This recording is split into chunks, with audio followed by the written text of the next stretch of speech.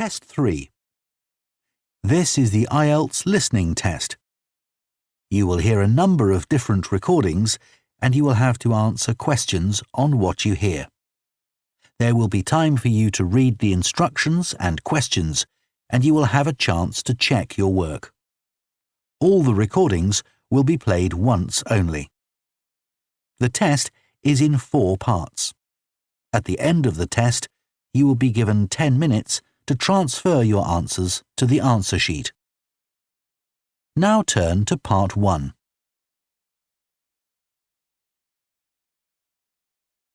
Part 1. You will hear a woman phoning to ask about a summer cycling camp for her young son who is called Charlie. First, you have some time to look at questions 1 to 5.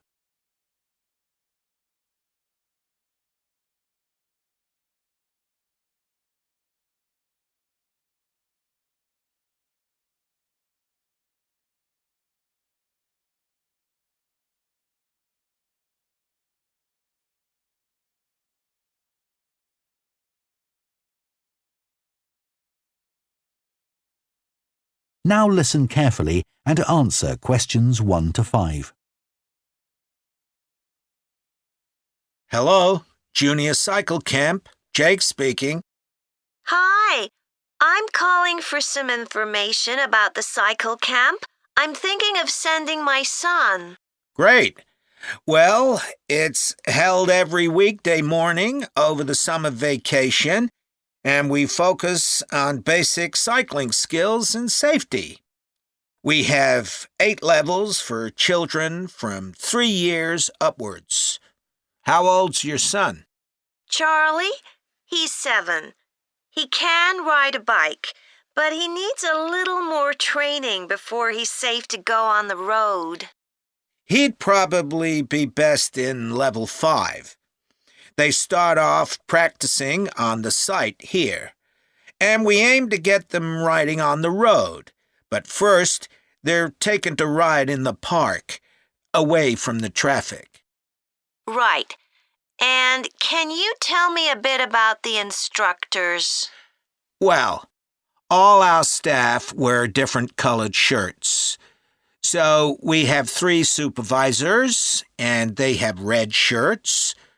They support the instructors, and they also stand in for me if I'm not around. Then the instructors themselves are in blue shirts, and one of these is responsible for each class. Okay. In order to be accepted, all our instructors have to submit a reference from someone who's seen them work with children. Like if they've worked as a babysitter, for example. Then they have to complete our training course, including how to do lesson plans and generally care for the well-being of the kids in their class.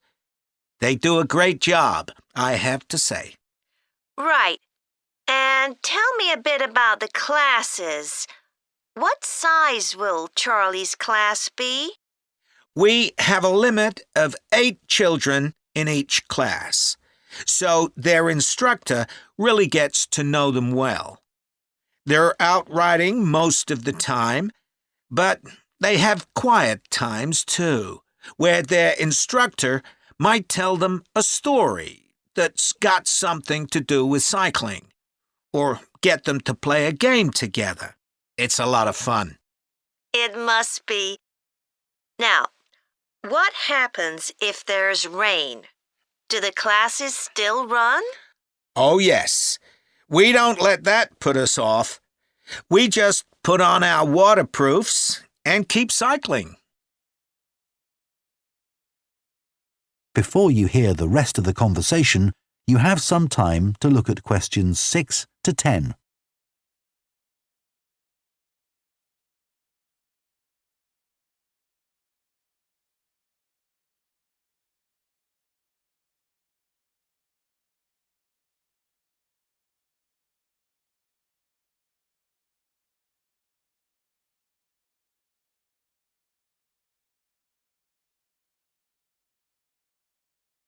Now listen and answer questions 6 to 10.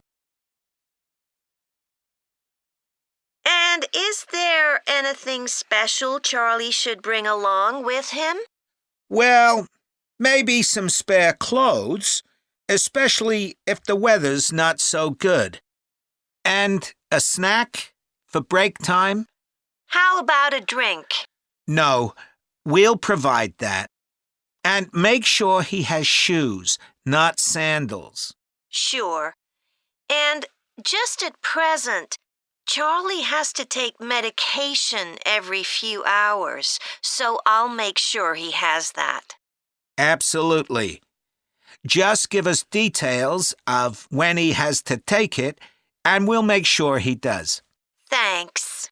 Now, there are a few things you should know about day 1 of the camp. The classes normally start at 9:30 every morning, but on day 1, you should aim to get Charlie here by 9:20. The finishing time will be 12:30 as usual. We need the additional time because there are a few extra things to do. The most important is that we have a very careful check to make sure that every child's helmet fits properly. If it doesn't fit, we'll try to adjust it, or we'll find him another one. But he must wear it all the time he's on the bike. Of course. Then, after that, all the instructors will be waiting to meet their classes, and they'll meet up in the tent. You can't miss it, and each instructor will take their class away and get started. Okay, well, that all sounds good. Now, can you tell me how much the camp costs a week? $199. We've managed to keep the price more or less the same as last year. It was $190 then. But the places are filling up quite quickly. Right. Okay, well, I'd like to book for the... That is the end of part 1. You now have half a minute to check your answers to part 1.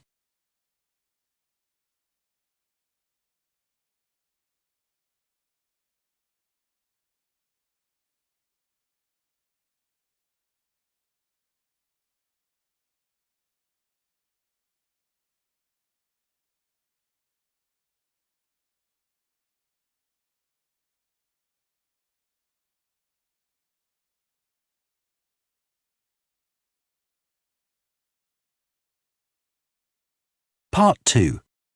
You will hear a recruitment officer called Megan Baker giving a talk at a jobs fair about opportunities for those interested in the food and agriculture sectors. First, you have some time to look at questions 11 to 14.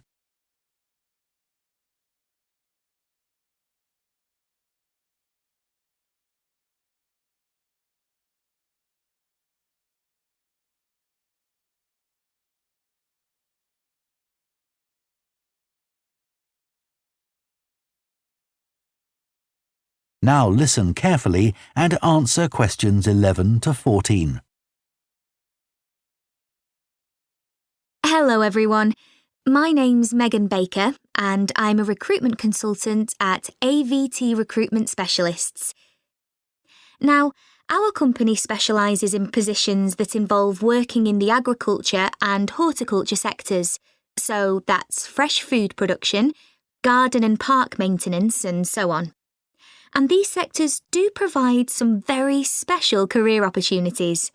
For a start, they often offer opportunities for those who don't want to be stuck with a 40-hour week, but need to juggle work with other responsibilities, such as childcare. And this is very important for many of our recruits. Some people like working in a rural setting, surrounded by plants and trees instead of buildings, although we can't guarantee that. But there are certainly health benefits, especially in jobs where you're not sitting all day looking at a screen, a big plus for many people. Salaries can sometimes be good too, although there's a lot of variety here. And you may have the opportunity in some types of jobs for travel overseas, although that obviously depends on the job, and not everyone is keen to do it. Of course, working outdoors does have its challenges. It's fine in summer, but can be extremely unpleasant when it's cold and windy. You may need to be pretty fit for some jobs, though with modern technology, that's not as important as it once was. And standards of health and safety are much higher now than they used to be, so there are fewer work-related accidents. But if you like a lively city environment surrounded by lots of people, these jobs are probably not for you. They're often in pretty remote areas. And some people worry about finding a suitable place to live, but in our experience, this usually turns out fine. Before you hear the rest of the talk, you have some time to look at questions 15 to 20.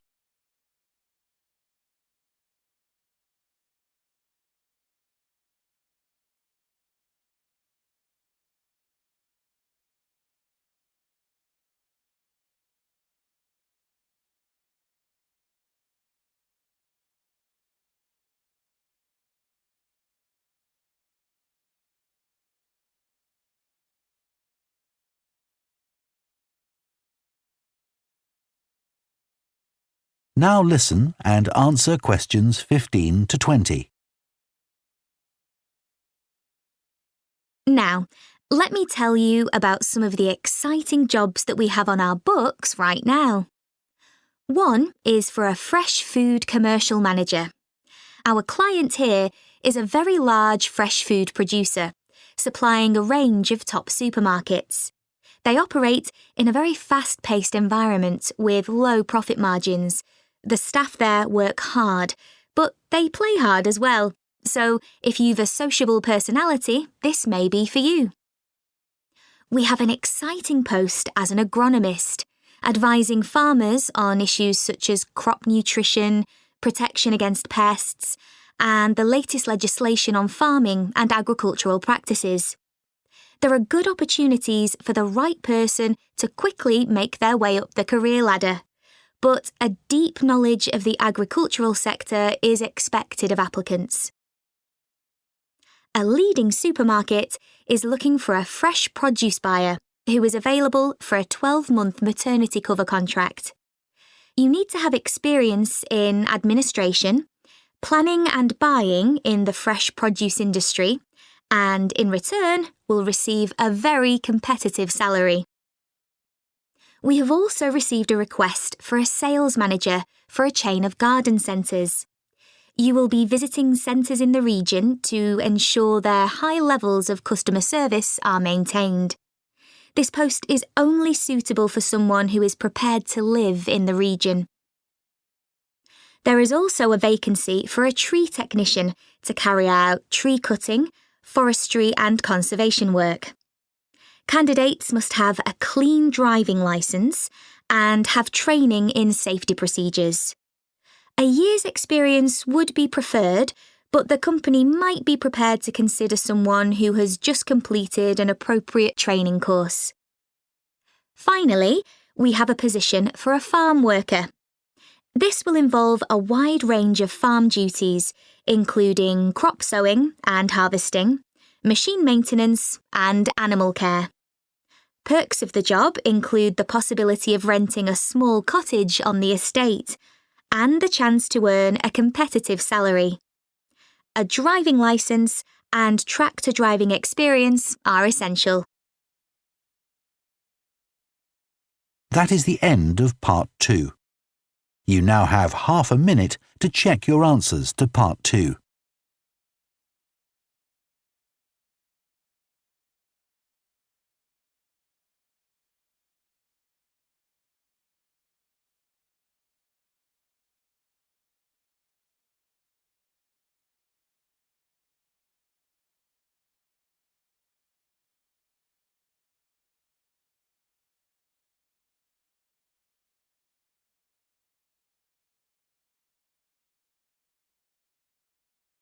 Part 3.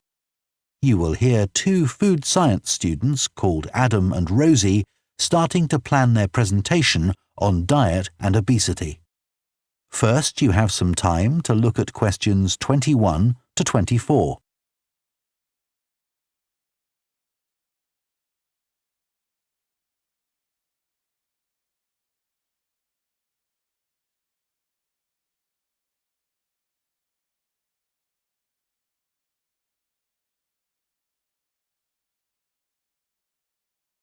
Now listen carefully and answer questions 21 to 24.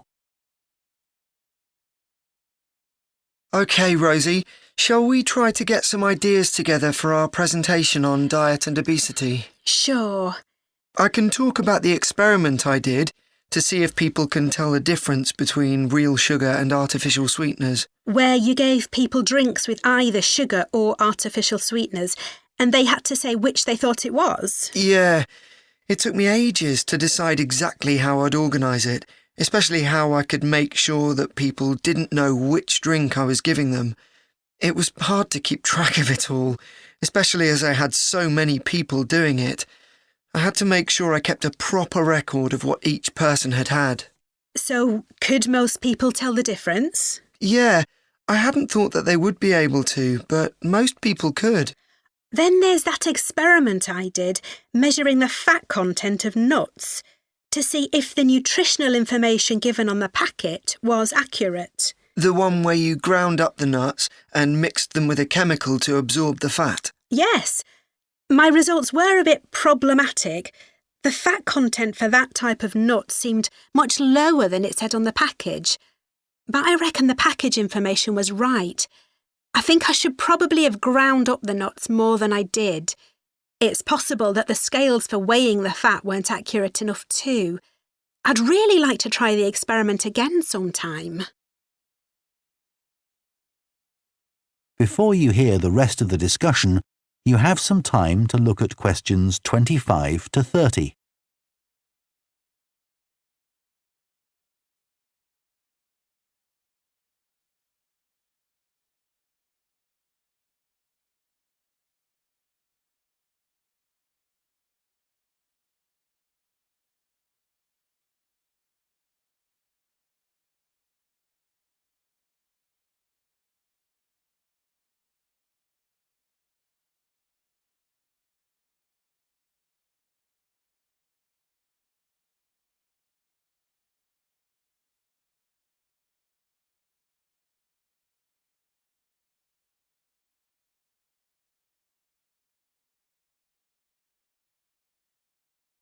Now listen and answer questions 25 to 30.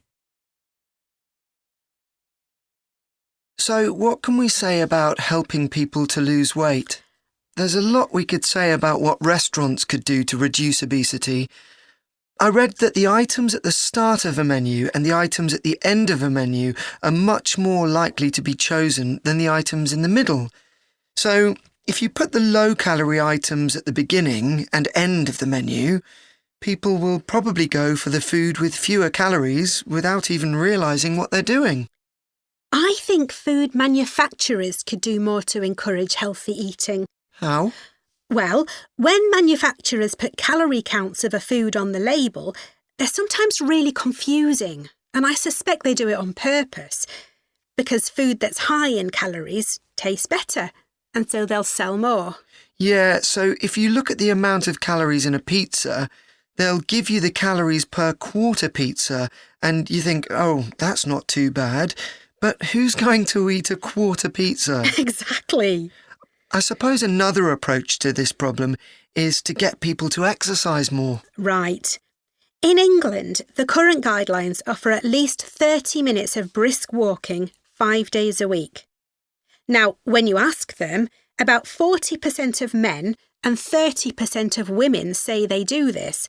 But when you objectively measure the amount of walking they do with motion sensors, you find that only 6% of men and 4% of women do the recommended amount of exercise. So you can see why obesity is growing. So how can people be encouraged to take more exercise? Well, For example, think of the location of stairs in a train station. If people reach the stairs before they reach the escalator when they're leaving the station, they're more likely to take the stairs. And if you increase the width of the stairs, you'll get more people using them at the same time. It's an unconscious process and influenced by minor modifications in their environment. Right. And it might not be a big change, but if it happens every day, it all adds up. Yes, but actually, I'm not sure if we should be talking about exercise in our presentation. Well, we've done quite a bit of reading about it. I know, but it's going to mean we have a very wide focus, and our tutor did say that we need to focus on causes and solutions in terms of nutrition. Oh, I suppose so. And we've got plenty of information about that. OK, well, that will be simpler. So, what shall we do now? We've still got half an hour before our next lecture. Let's think about what we're going to include and what will go where. Then we can decide what slides we need. OK, fine. That is the end of Part 3. You now have half a minute to check your answers to Part 3.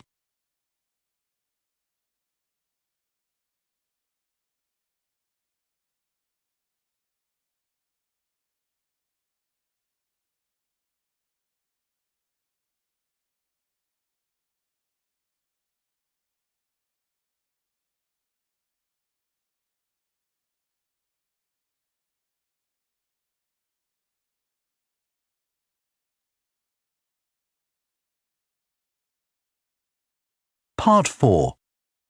You will hear a lecturer on a fashion design course introducing the subject of hand knitting, which involves making things like woolen jumpers and scarves. First, you have some time to look at questions 31 to 40.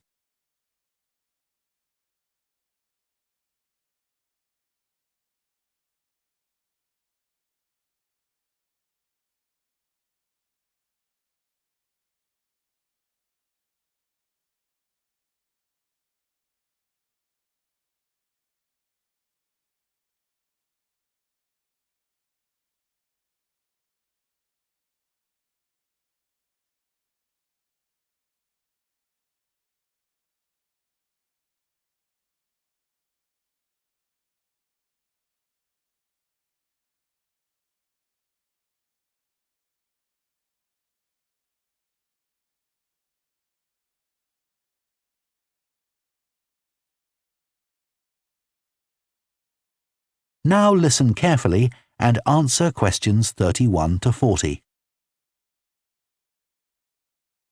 Good morning, everyone. So today we're going to look at an important creative activity, and that's hand knitting. Ancient knitted garments have been found in many different countries, showing that knitting is a global activity with a long history. When someone says the word knitting, we might well picture an elderly person, a grandmother perhaps, sitting by the fire knitting garments for themselves or other members of the family.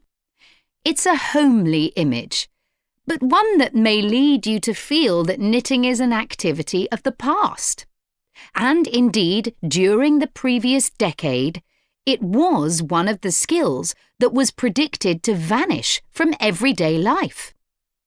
For although humans have sewn and knitted their own clothing for a very long time, many of these craft-based skills went into decline when industrial machines took over, mainly because they were no longer passed down from one generation to another. However, that's all changing, and interest in knitting classes, in many countries, is actually rising, as more and more people are seeking formal instruction in the skill. With that trend, we're also seeing an increase in the sales figures for knitting equipment. So, why do people want to be taught to knit at a time when a machine can readily do the job for them? The answer is that knitting, as a handicraft, has numerous benefits for those doing it. Let's consider what some of these might be. While many people knitted garments in the past because they couldn't afford to buy clothes, it's still true today that knitting can be helpful if you're experiencing economic hardship. If you have several children who all need warm winter clothes, knitting may save you a lot of money. And the results of knitting your own clothes can be very rewarding, even though the skills you need to get going are really quite basic, and the financial outlay is minimal. But the more significant benefits in today's world are to do with well-being. In a world where it's estimated that we spend up to 9 hours a day online, doing something with our hands that is craft-based makes us feel good. It releases us from the stress of a technological, fast-paced life.